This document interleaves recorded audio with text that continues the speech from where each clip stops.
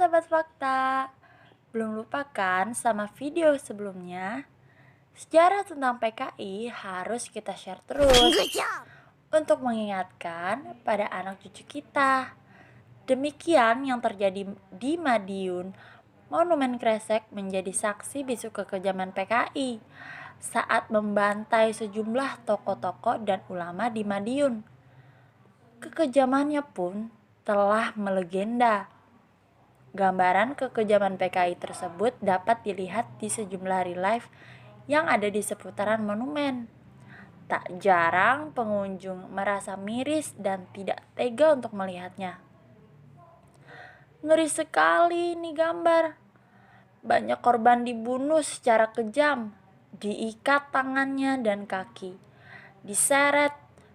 Serem sekali, ujar salah satu pengunjung bernama Nia. Nia sendiri mengaku datang ke monumen ini karena penasaran dengan cerita kekejaman PKI. Ia berharap dengan datang ke monumen itu, maka ia bisa menyampaikan cerita itu kepada anak cucu kelak. Oke. Saat kejadiannya, saya memang belum lahir.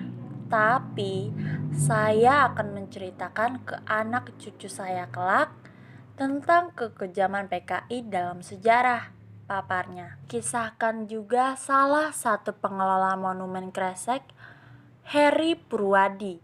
Dalam sejarahnya, mereka yang menjadi korban kekejaman PKI, baik tokoh ulama maupun santri, dibunuh secara keji, dicambuk, disayat dengan pisau.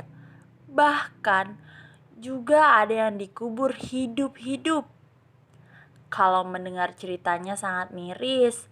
Ini patung yang paling besar, menggambarkan bagaimana PKI mengacungkan celurit ingin membantai seseorang ulama yang pasrah.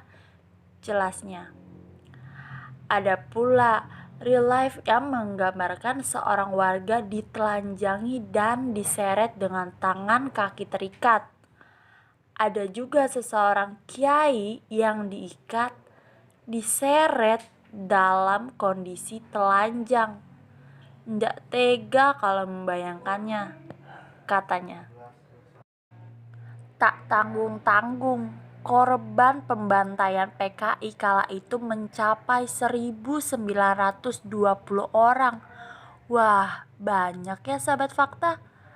Padahal PKI hanya menduduki Madiun selama 13 hari saja, terhitung sejak tanggal 18 sampai 30 September 1948. Sesuai dengan data resmi dari Kodim Madiun yang kita buat referensi pembuatan brosur bahwa PKI menguasai Madiun sejak 18 hingga 30 September 1948.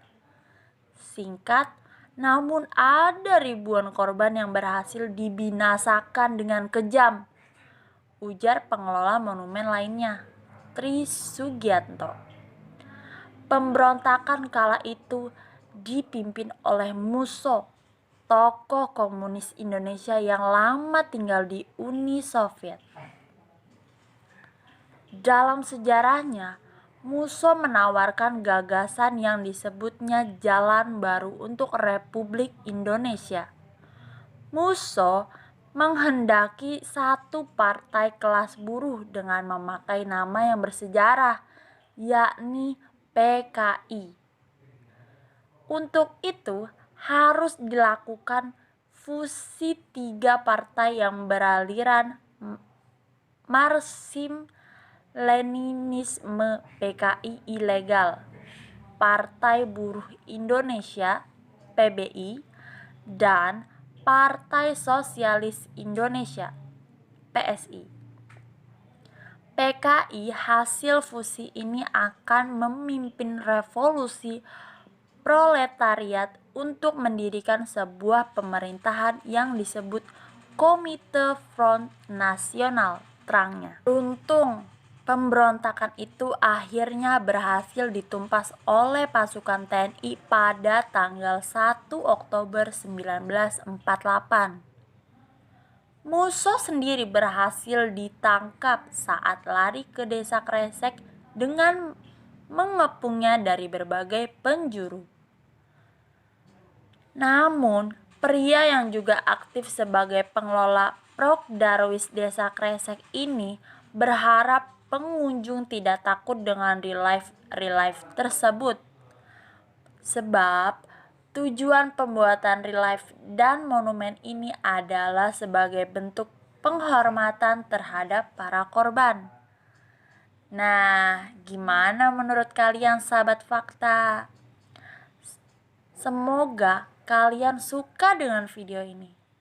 Dan aku mau ingetin sekali lagi, untuk kalian jangan lupa like, komen, dan subscribe channel ini.